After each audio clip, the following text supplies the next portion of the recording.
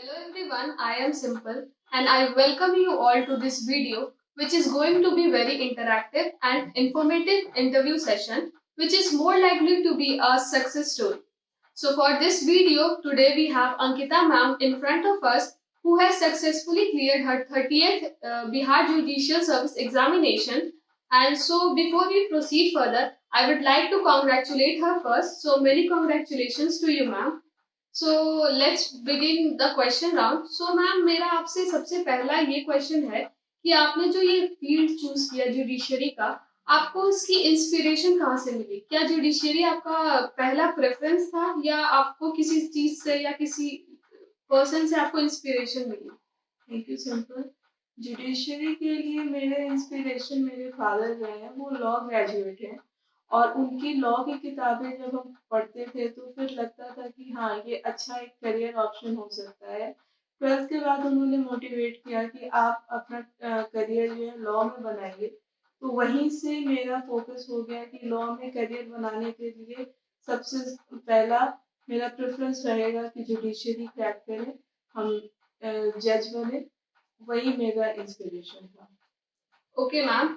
सो जब हम एक कंपटीशन की तैयारी करते हैं या लेट्स से जुडिशरी की प्रिपरेशन स्टार्ट करते हैं, तो ये एक रोलर कोस्टर राइड होता है। कभी हाइज होता है, कभी लो होता है, कभी फास्ट होता है, कभी स्लो होता है। तो एक ये जर्नी होती है। तो आपने इस जर्नी की स्टार्टिंग कैसे की और मतलब आप अपनी जर्नी का ब्रीफ दे दीजिए। 2012 में मैंने लॉ में एडमिशन लिया था। 2016 में मेरा फोकस पूरी तरह से हो चुका था कि मुझे लॉ जुडिशरी क्रैक करना है।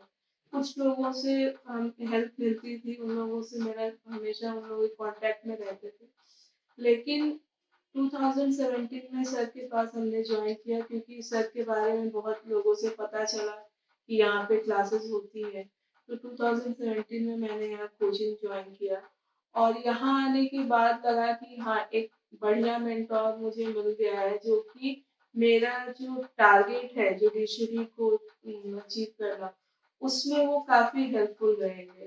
तो सर के सानिध्य में आने के बाद क्या पढ़ाई करनी है, कैसे पढ़ाई करनी है, एक वो स्ट्रैटेजी जो है वो सर के द्वारा ही मुझे मिली। यहाँ रेगुलर क्लासेस करने से ही मैं उस जगह पे पहुंची हूँ। सो जब एक स्टूडेंट जुडिशरी की प्रिपरेशन करता है तो एक क्वेश्चन उसके माइंड में सबसे पहले आता है या फिर कह सकते हैं कि एक कंफ्यूजन क्रिएट होता है कि उसको एक स्टेट को चूज करना है, उस पर ही फोकस करना है या फिर उसको 2 से 3 स्टेट्स ऑप्शन में रखना है। सो आपका इससे क्या टेक है और आपने इस चीज को कैसे टैकल किया था? मेरा स्टेट प्रेफरेंस बिहार और झारखंड था। बिहार मेरा नेटिव लैंड है, मेरे फादर झारखंड में जॉब करते थे, इसलिए झारखंड भी मेरा ऑप्शन था। मेरा सजेशन हर स्टूडेंट के लिए यही रहेगा कि आप जिस वक्त जुडिशरी की तैयारी शुरू करते हैं, आप स्टेट फोकस्ड हो जाएं, क्योंकि लॉ का सिलेबस इतना वास्ट है, प्लस हर एक स्टेट का डिफरेंट सिलेबस है। अगर आप हर एक सिलेबस को देखने जाएंगे तो आप कहीं की तैयारी पूरी तरह से नहीं कर पाएंगे। इसलिए आप जैसे ही आप ये डिसाइड करते हैं कि हमें जुडिशरी निकालनी है, आप वैसे ही उसी वक्त अपना कोई भी स्टेट जो आपको पसंद हो उस चीज को आप सेलेक्ट कर लें और उसकी तैयारी, उसके सिलेबस को उतना फोकस्ड होकर पढ़ाई करें। हर एक स्टेट में अगर आप कोशिश करेंगे तो आपके लिए समस्या हो जाएगी, क्योंकि हर जगह पीटी में कुछ डिफरेंट सब्जेक्ट्स होते हैं, मेंस में कुछ डिफरेंट सब्जेक्ट्स होते हैं, कहीं जीके नहीं है, कहीं किसी तरीके का। तो आप हर स्टेट को आप क्लियर नहीं कर सकते। इससे बेहतर होगा कि आप अपना स्टेट प्रेफरेंस पहले ही डिसाइड कर लें और उसी हिसाब से पढ़ाई करें। जैसे कि हम सब जानते हैं कि जुडिशरी 3 फेजेस में बटा हुआ है, पीटी है, मेंस है, इंटरव्यू है। तो जब आपने प्रिपरेशन स्टार्ट किया था तो आपने क्या एक पीटी ओरिएंटेड स्टडी किया था या फिर आप मेंस को भी साथ में लेके चल रहे थे? आपने कैसे इसको प्रिपेयर किया? 2017 से मेरी प्रिपरेशन शुरू हो गई थी जब मैंने यहाँ क्लासेस ज्वाइन की थी। तो सर ने उसी वक्त बोला था कि आप तैयारी जो है वो पीटी मेंस वो आपका होना चाहिए फोकस। सिर्फ पीटी ओरिएंटेड रहेगा तो मेंस के टाइम पे बहुत ज्यादा पैनिक हो जाएंगे, क्योंकि ज्यादा समय मिलता नहीं है, 2 महीने का समय मिलता है। तो आप तैयारी जब कर रहे हैं तो दोनों की तैयारी साथ साथ शुरू कर दें। आप अपना नोट्स लिखना शुरू कर दें। उससे आपके लिए बेहतर ये हो जाता है कि जब आप मेंस के टाइम पे आपके पास लिमिटेड टाइम होता है, तो आप अपने नोट्स को देखकर रिवीजन कर लेते हैं, क्योंकि वो आपकी हैंडराइटिंग में है, प्लस आपने लिखा है तो आपको याद रहता है कि हमने क्या लिखा है, कितना लिखा है। उससे मेंस के समय पे हेल्प हो जाती है। इसलिए तैयारी आप पीटी मेंस ओरिएंटेड करें, दोनों साथ-साथ लेकर चलें, वो बेहतर होता है। ठीक है मैम। तो ये बात रही हमारे पीटी और मेंस की प्रिपरेशन की। तो आपने इंटरव्यू की प्रिपरेशन कैसे की? इंटरव्यू के लिए यहाँ कौटिल्य विधि संस्थान में रेगुलर क्लासेस होते थे, तो हमने वो रेगुलर क्लासेस ज्वाइन किए हुए थे। यहाँ हर रोज आकर क्वेश्चंस, मॉक क्वेश्चंस जो पूछे जाते थे, उसके लिए वो हेल्पफुल रहे। प्लस जो सिलेक्टेड कैंडिडेट्स हैं, जो सक्सेसफुल कैंडिडेट्स हैं, उनका भी स्पीच प्लस उनका एक्सपीरियंस भी काफी हेल्पफुल रहा है इंटरव्यू के टाइम में। तो आप जहाँ भी कोचिंग कर रहे हैं, अगर सर के पास कोचिंग कर रहे हैं, तो इंटरव्यू के लिए जो भी क्लासेस सर करवा रहे हैं, उसको आप रेगुलर बेसिस पे ज्वाइन किए रहें।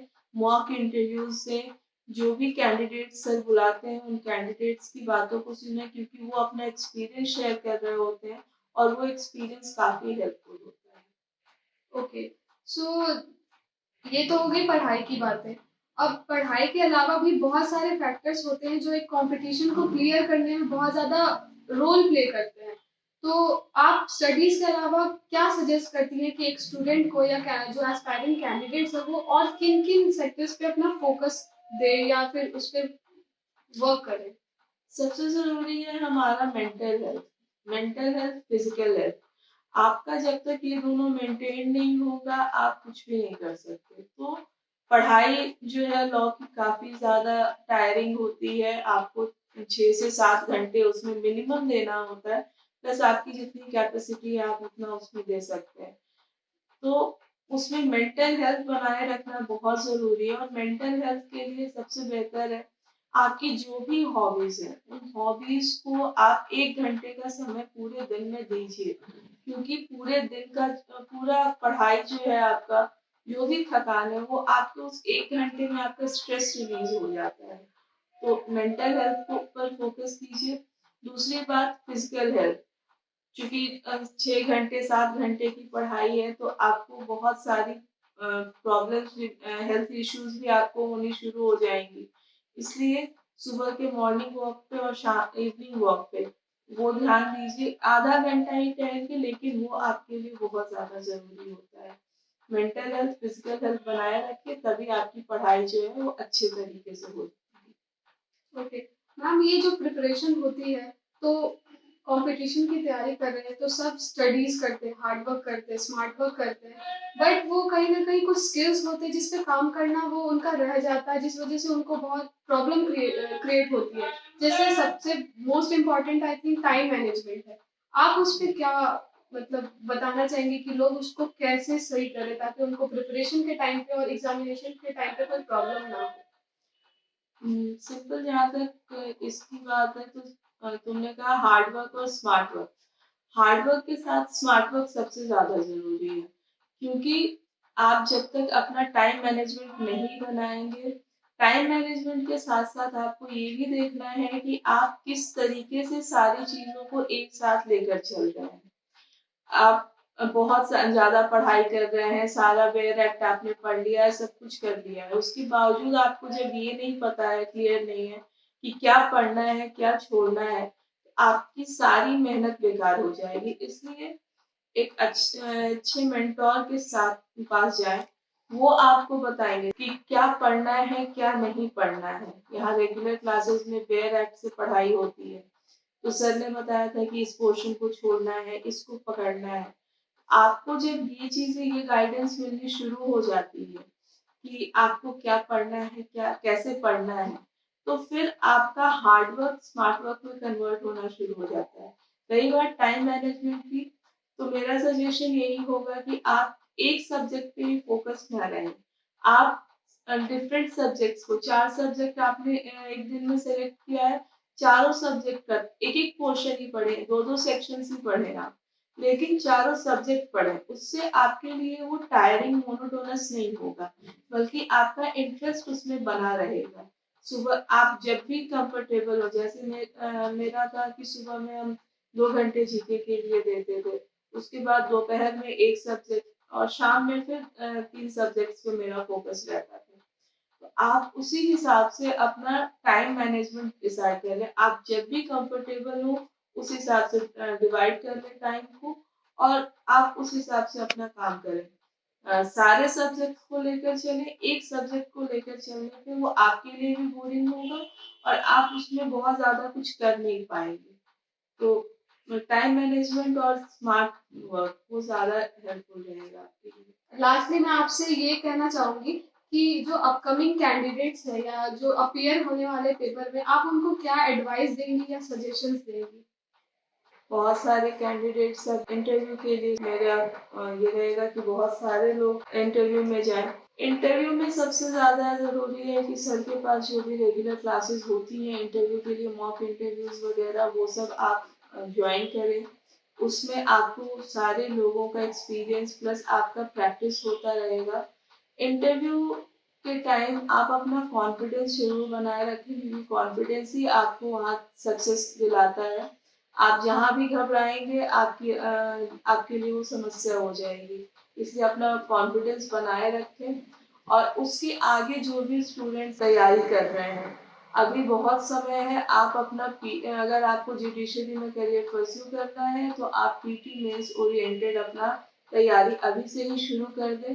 पीटी एमसीक्यू सॉल्व करें, नोट्स बनाएं, ताकि आपके लिए समय कभी कम ना हो। आप शुरू से ही स्टार्ट कर देंगे तो आपके लिए कभी भी समय कम नहीं होगा, पर्याप्त समय रहेगा। और उस पर्याप्त समय से आप सक्सेस के लिए आप अश्योर्ड हो जाते हैं। So that was all for this video.